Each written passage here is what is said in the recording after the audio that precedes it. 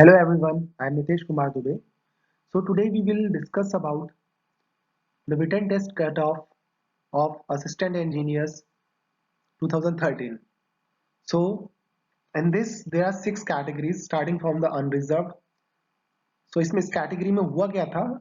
आप अगर कोई सी भी स्टेट से हैं या यूनियन टेरिटरी से हैं तो आपको अनरिजर्व कैटेगरी में रखा जाएगा। आप अगर एससी हैं, एसटी हैं या ओबीसी हैं किसी और भी स्टेट के, तो आपको अनरिजर्व कैटेगरी के थ्रू इस एग्जाम में एंटर करना पड़ेगा। तो आप देख सकते हैं मिनिमम कट ऑफ 378 है, मैक्सिमम 541 है अनरिजर्व के लिए।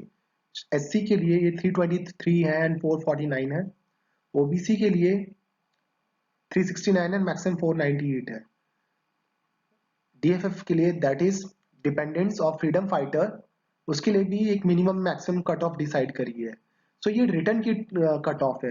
आप देख सकते हैं कि पीडब्ल्यूडी की जो कट ऑफ है 302 है, जो काफी क्लोज है फीमेल की मिनिमम कट ऑफ से, और मैक्सिमम जो कट ऑफ है जो फीमेल की ज्यादा है, क्योंकि बहुत ज्यादा कैंडिडेट 1:4 और 1:5 रेशो में कॉल किए गए थे।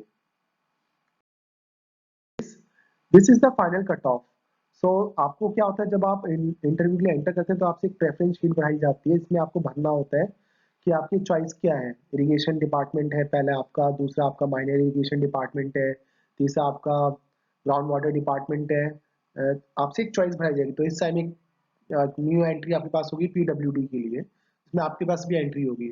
तो ये उस कैंडिडेट के मार्क्स हैं जो लास्ट सिलेक्ट हुआ था उसके मिनिमम मार्क्स है, और जिसकी फर्स्ट रैंक थी उसके मैक्सिमम मार्क्स शो करेंगे। तो अनरिजर्व कैटेगरी में मिनिमम 492 मार्क्स वाले को इरिगेशन डिपार्टमेंट मिला है जनरल कैटेगरी में, और जिसकी फर्स्ट रैंक थी इसकी 594 मार्क्स आए और उसने भी ऑप्ट करा है इरिगेशन डिपार्टमेंट।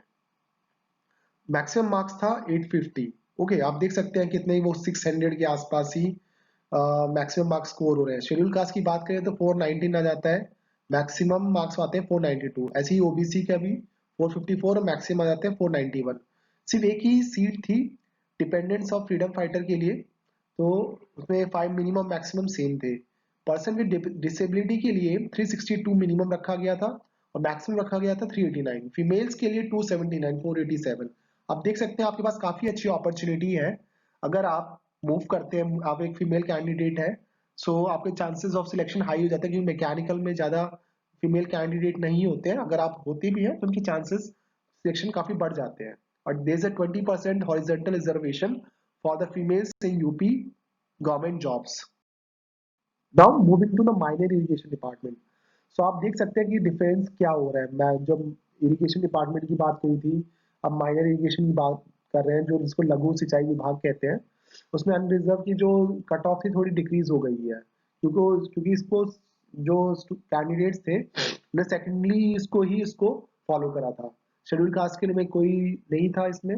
ओबीसी के लिए 454 476 रखा गया, फीमेल्स के 261 रखा गया, सिर्फ एक ही फीमेल कैंडिडेट सिलेक्ट हुई है। ऐसे ही ग्राउंड वाटर डिपार्टमेंट के लिए, सो ये सबसे लास्ट में फिल हुआ था। सो ज़्यादा आपको वेरिएशन नहीं मिलेगी, जिसमें सिर्फ एक या दो ही सीट्स थी। तो एक दो या तीन कैंडिडेट सिलेक्ट हुए थे रिजर्व कैटेगरीज में। ओबीसी, एससी, पीडब्ल्यूडी में कोई सिलेक्ट नहीं हुआ था। फीमेल्स में सिर्फ एक ही कैंडिडेट सिलेक्ट हुई थी।